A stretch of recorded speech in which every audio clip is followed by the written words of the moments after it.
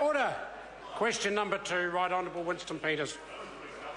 Mr. Speaker, my question is to the Prime Minister and asks, is his expressed confidence in the Minister of Justice because he has confidence in all her statements made around the Oravida issue?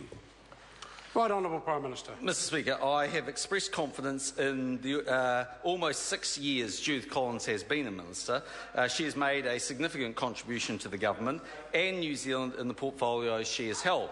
I've also expressed my disappointment in the Minister that the cumulative effect of her interactions with Oravida in China may give rise to the perception of a conflict of interest. It was unwise for the Minister to have put herself in this position, and I made it clear to Ms Collins that she needs to better manage any situation that could give rise to a perception of a conflict. Supplementary question.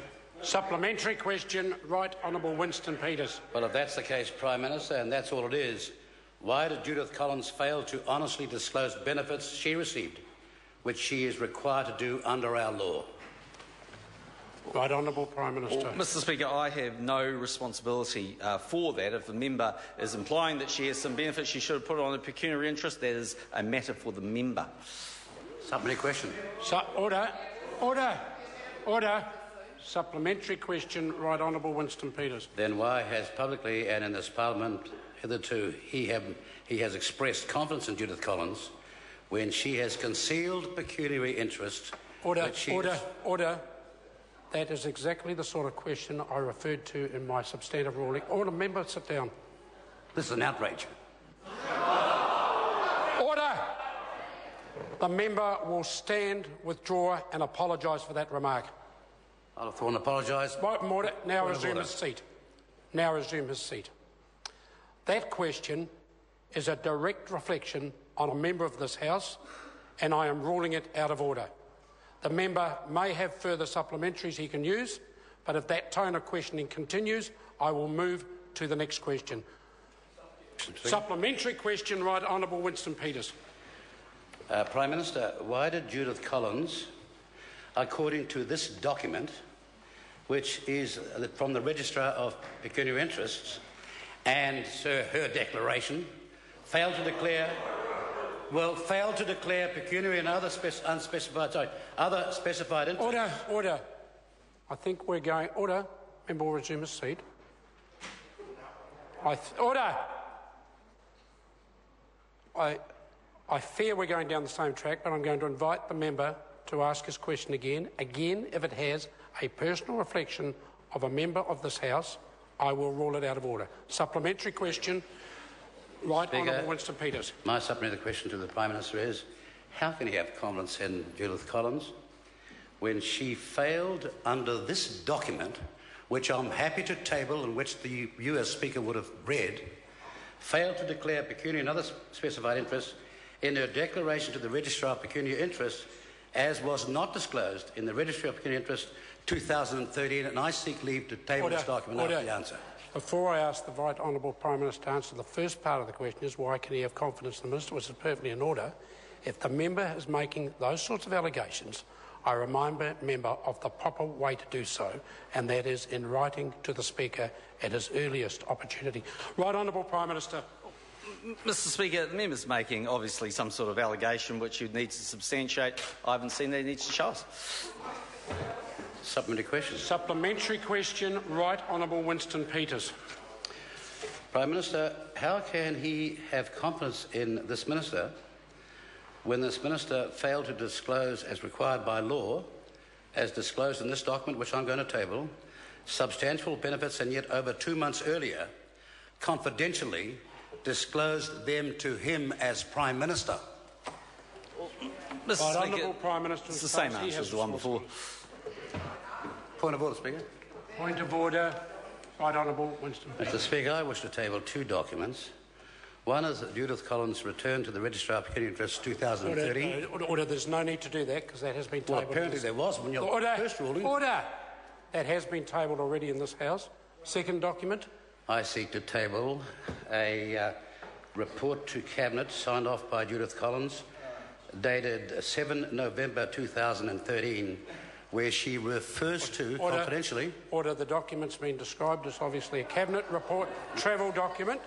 Is it a Cabinet travel report? It's a cabinet. It's a report to cabinet. That's what I said at the start. That's right. So the document... And I want to describe... Order! Member will resume his seat. The purpose of tabling a document is to inform members. The member seeks leave to table a document. He gives a brief description so that members know what the document is. It is not the opportunity to make further political statements. It is the opportunity for me to decide whether that information would be valuable to the members, and then I put the leave. Leave is sought to table that particular cabinet document. Is there any objection to it being tabled? There is not. It can be tabled. Supplementary question. Right Honourable Winston Peters. How can the Prime Minister make that previous answer that he had no knowledge when, under the document I've just tabled, dated the 7th of November 2013, it was a confidential report to Cabinet? Would the member carry on with this question? Order. Order.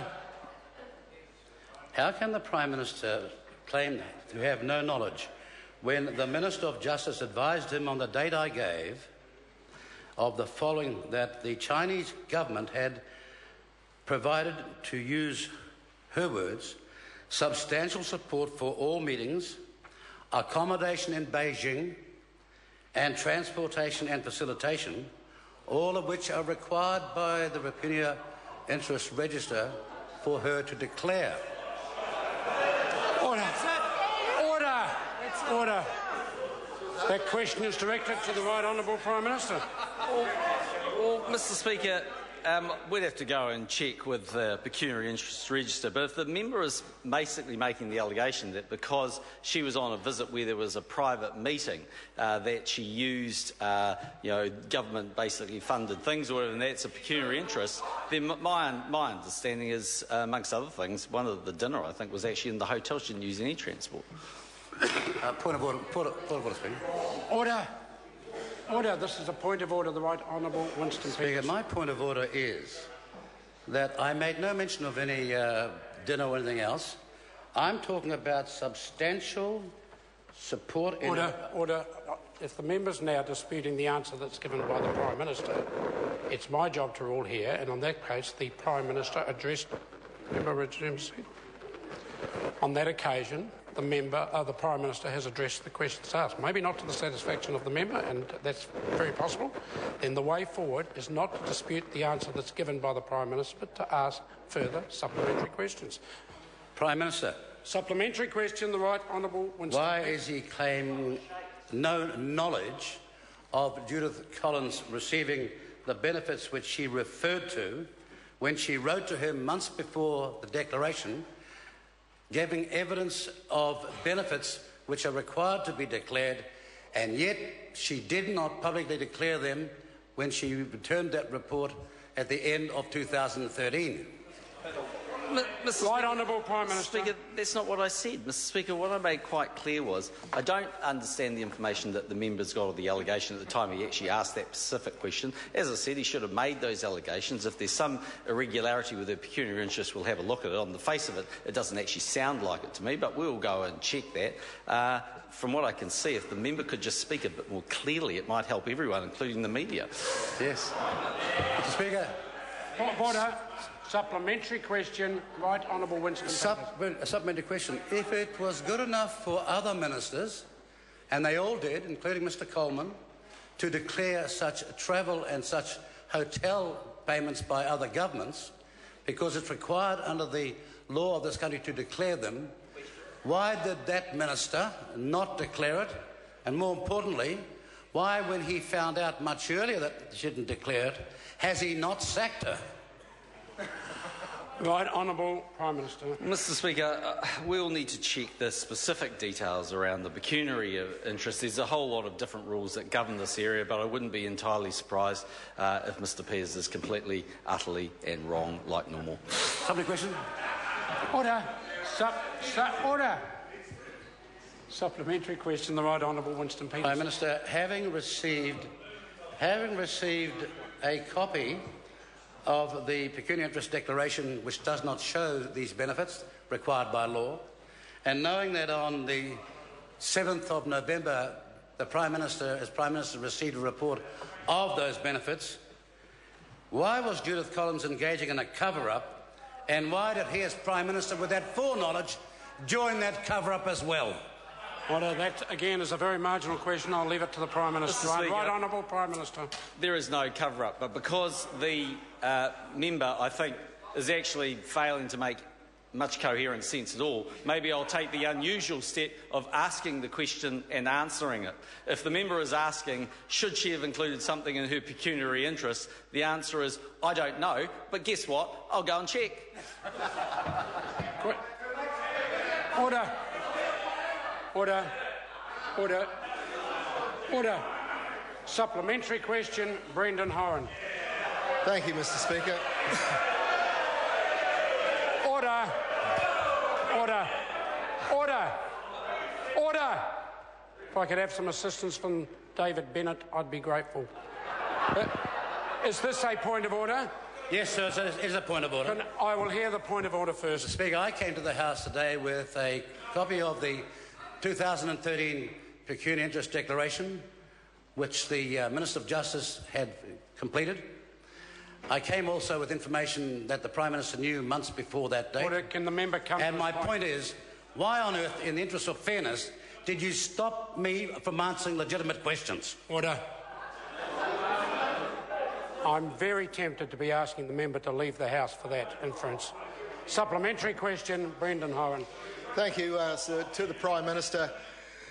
Prime Minister, if the leader of a party had a leader's budget of, say, $2.5 million, equivalent to 7 MPs, and he used it as a private slush fund, would that...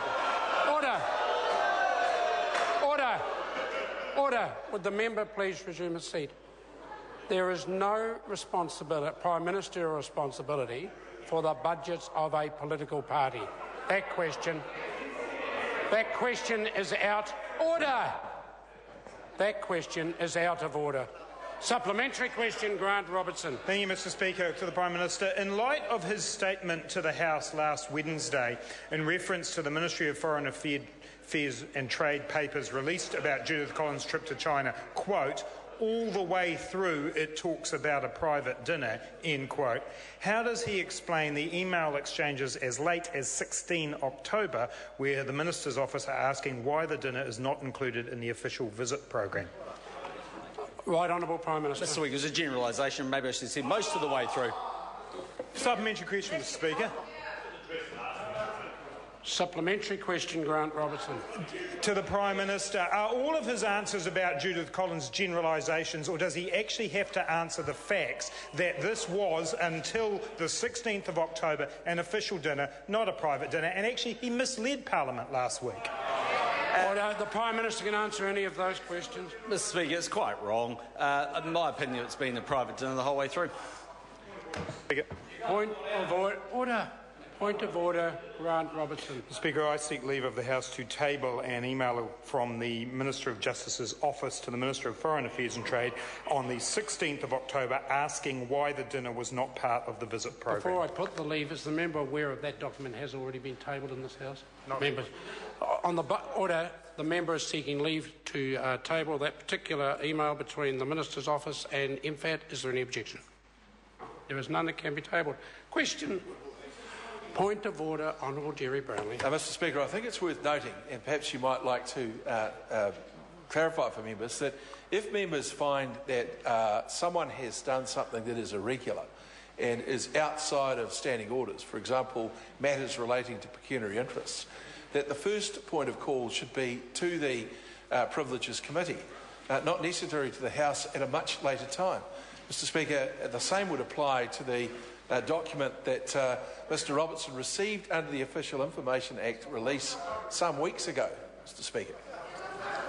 Order. Point of order, Mr. Speaker. No, I don't need assistance from the honourable member. If there are any suggested irregularities with the Register of Pecuniary Interests, then the first port of call is actually to the Registrar of the Pecuniary Interests, and that is to be undertaken in a confidential matter.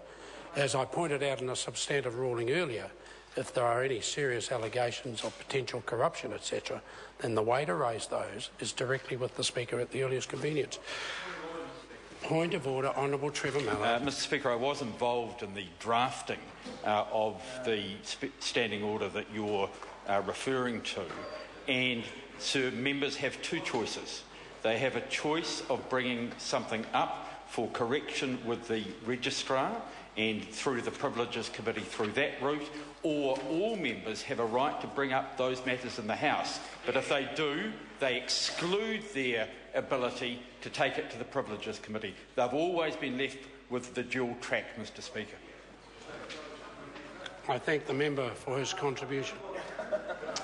Right Honourable Winston Peters. Speaker, can we have your view on that? Because you just got up and gave a ruling and said that MPs were prohibited from raising those issues in this House. Now, Mr Mallard has rightly put what I understand to be what the correct position is, and you've just previously warned members they can't do that, and he's put to you an alternative view, which I think is correct. I want to know what your view is on that before someone else has to put up with wrong rulings from you as a Speaker. The member will stand, withdraw and apologise for that. Stand, withdraw and apologise. Thank you. I invite the member to look at Standing Order, page 139, and it's an Appendix C from memory, and to read clauses 17. There he will see the procedure where there is any doubt around the way a register of interest has been filed by a member. The best course of action is to take it up with the registrar himself, and we had that case with a report being tabled, I think, at the beginning of last week in this House on the first such investigation that the Register undertook.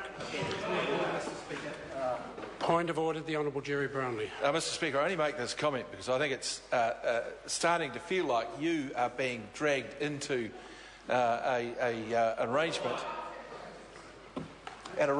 where... Order! The member, the Honourable Right Honourable Winston Peters, will leave the chamber immediately. The member will leave the chamber. Not actually achieving anything today, Winston.